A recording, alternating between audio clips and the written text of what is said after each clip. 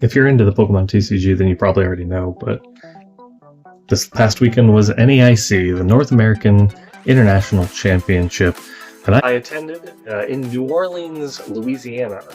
And this is the deck that I brought in paper. Today we're playing it on the mobile device, and this is a fun one because it's got a lot of good things due to the way of a nostalgic attack from way back in the day. Stage 1 Pokemon that hits harder for the more people behind it. Monsters behind it, and it's got the Thwackey into the Grookey into the Thwackey, and they do silly shenanigans for it. So, monkeys and apples. What's not to love? If you've got suggestions on how to make the deck better, please let me know. If I made any interesting plays that you like, I'd love to hear in the comments which ones you weren't expecting. And I think I'm going to make this into a little series where I play Pokemon TCG live while at places, or at least running budgety decks or fun decks or something. But it's all vertical. That's the gimmick here, right? Do you like that gimmick? Do you hate it? Anyways, let's go to the first game here and let's play some 6-ups. This deck is a fun one because it is the Sick Flits Fish emergency board with the Goldeen. It's optimal to go first, actually. So we'll go ahead and do that. Evolution deck going first is always big, right? So we're going to try and knock that out. First turn, and we've got all of the Poffins. Hey, buddy. Now, this is a pretty strong start, because I think what we do here, this is absolutely wild. We're going to have Buddy Poffin fill up the bench. And we're looking for an energy, and we attach it to anything but Rellor. Now, we do want the Rellor, though. A little sad, because next turn we're probably going to lose both of the Lana and the boss, but we're going to start out with, I think, we do 2 Dipplins. That's just time it takes. 2 of these. Now the question is, what am I actually playing against? Is it Raging Bolt? I think we're going to take the super risk and not put down another Rellor. What we want is the energy for attachment this turn. Okay, so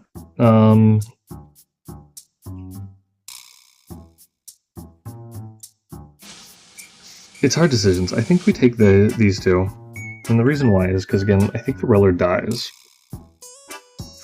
and I think we put the energy here. Chances are we're getting bopped, going down a prize, so we just want to take this Applin and promote it, Dipplin, Professor's Research into some big things. Here's the first Teal Dance. Now that's slightly interesting, because they're drawing before they're squawking and seizing.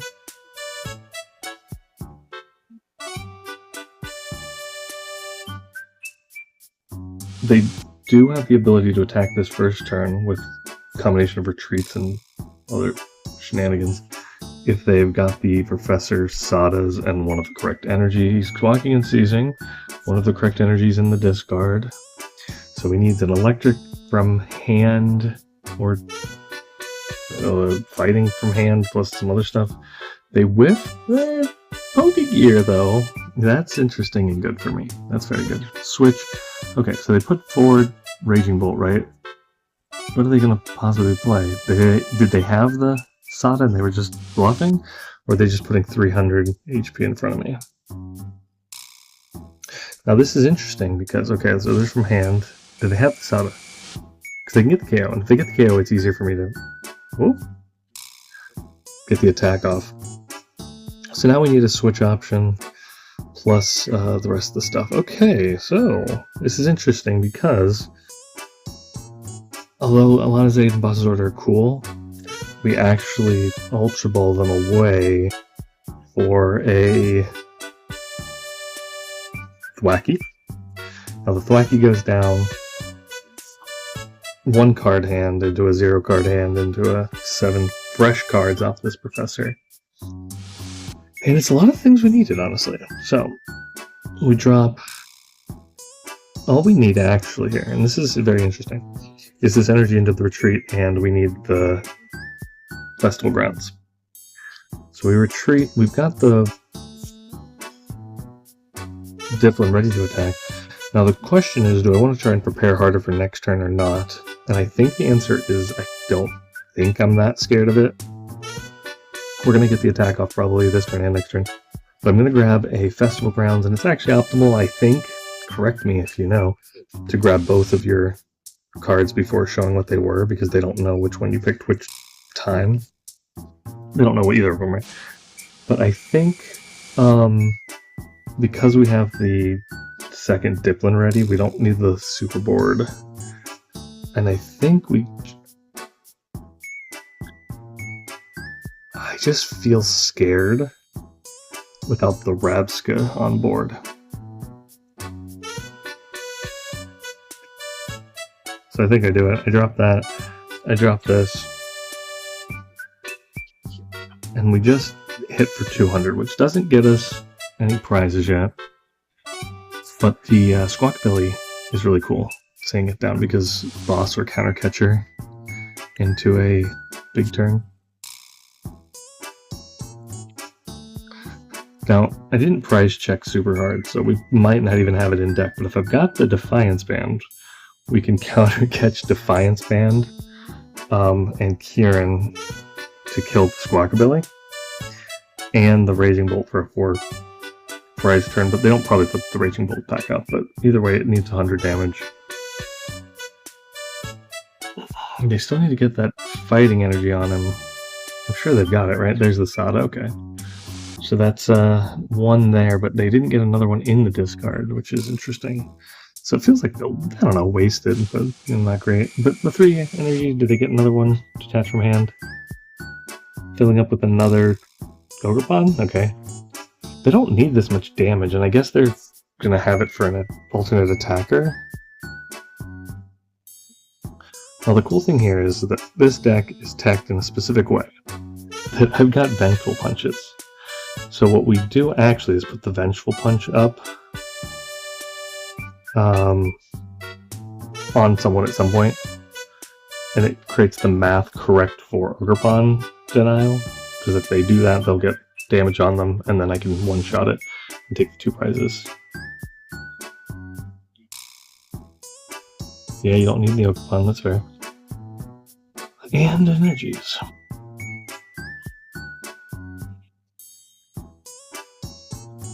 I like it, it's fun play. The vessel's cool. Bug catching cat for more energies? He whiffs. 22 cards in the deck. He saw a third of them almost. Or maybe more. Who knows what the math actually is. Does have to drop 2, right?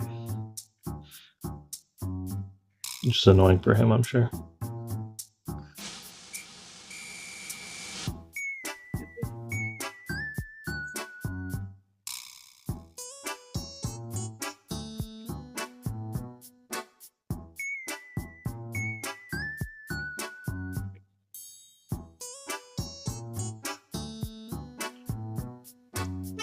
So I think what we do here is force them into some awkward situations here. We have the energy, so we just drop it.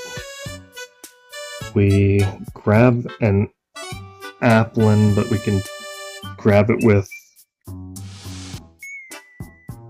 Buddy-Buddy Poffin, or we go for the bug catching set. Alright. I think this is technically the optimal. So we're grabbing out that. We have the skateboard as an option for next turn. We do have the Dipplin. Is there any way is there any way in the world that we have Iono as a problem?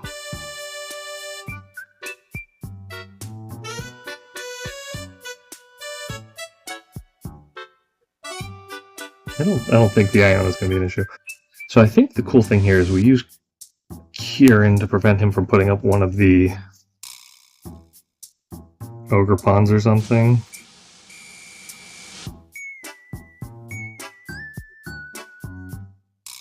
We have a switch with Kieran. The problem is that if we don't if they Iona me, those all are lost. I don't hate having those 3 in there. I think I don't want to use the Super Rod right now. So I think the play is fine. We're gonna grab rescue board. Or should I grab the band? Nah, we're gonna play with what we have in hand. Next turn we can play something a little bit more exciting, like a professor or a schoolboy or something, right? So Kieran, make me do the extra damage. Now, we are wasting it a little bit if they put up the next Raging Bolt, but then we 2-shot it next turn, so we're fine. We also can't, single strike hit the squawk ability anymore.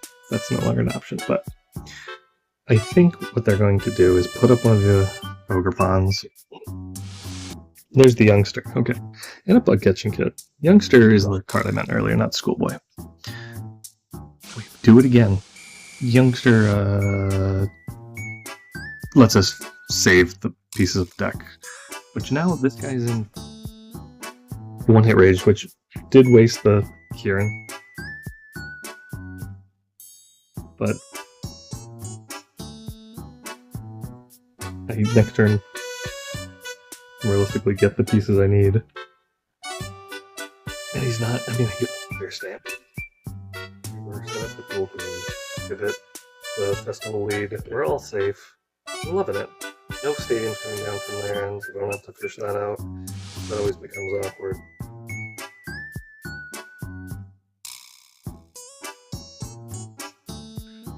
I do run the PAL pad, so we could do a PAL pad, drop it, and then pull the Kieran back if we need certain damage numbers, which I'm not seeing.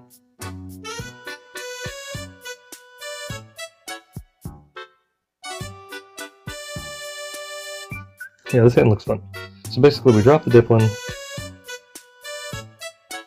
we Bug Catch for hopefully another Applin, assuming that he kills the active Dipplin. I don't know what else he would kill. Maybe he pulls up a Thwackey or goes for the Rabsca. I don't think it's a big deal either way. The other cool thing is the Rabsca can take the last chunk off of the Ogre Pawn. It's 30 for each active, and then 10. It's only theirs though, right? To your opponent's Pokemon. Yeah, well. They probably don't load anything up with more than 3. They probably only hit 10. 100 damage with the 10.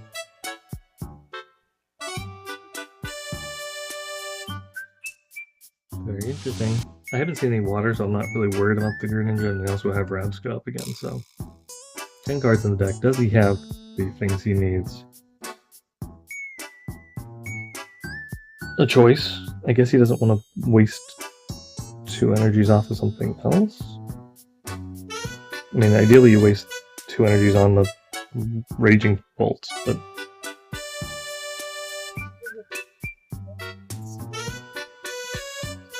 okay. He doesn't think I'm going to be able to get an attack off. We're not really worried because we've got the Dipplin in hand, so we just drag the Applin in, drag the Dipplin up, and we're in a great spot. Oh, and another Bug Catching Kit. So we're looking for energy off that, we're looking for the Applin off that. Anything else is fine.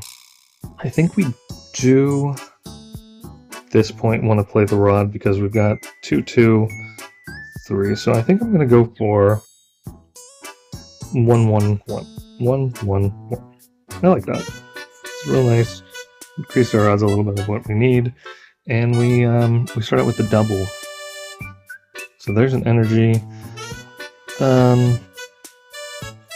I don't need either of those. I don't need any of those. I guess less information. Does it shield them?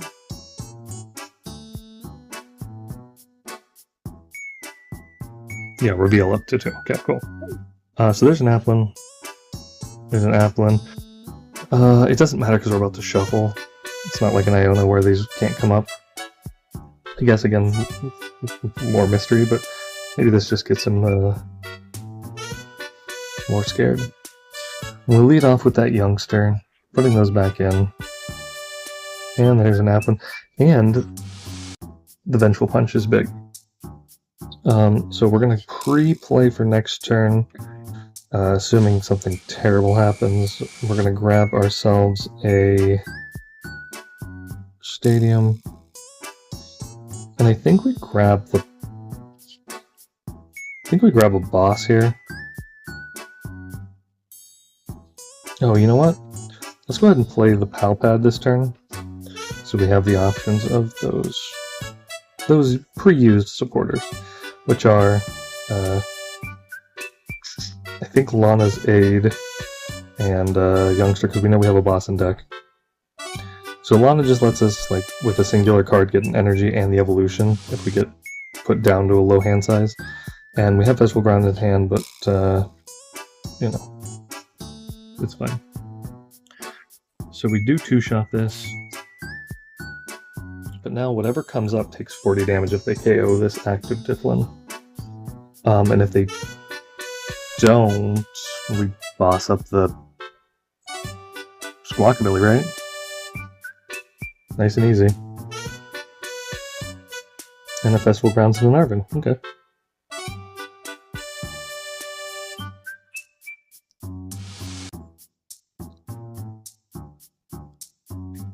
At this point, we're pretty much... I don't see them taking 3 prizes before we can respond. But choice bands is not... It's not a big deal. And he's gonna do 30 plus 30. Oh, he's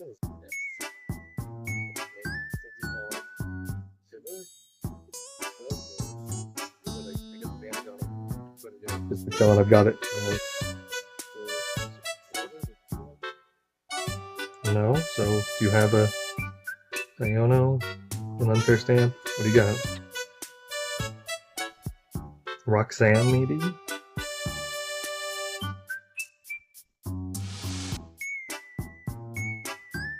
He's just loading it up. He's loading the rep to pick the kill. And there's the 40 damage, that's the game. So I'm about to deal 200 back. With this tiny little apple, we don't even have to play the Thwackies, we don't have to use the sick fish. It was all according to Kokaku. The only thing we need, actually, is we need another Pokemon.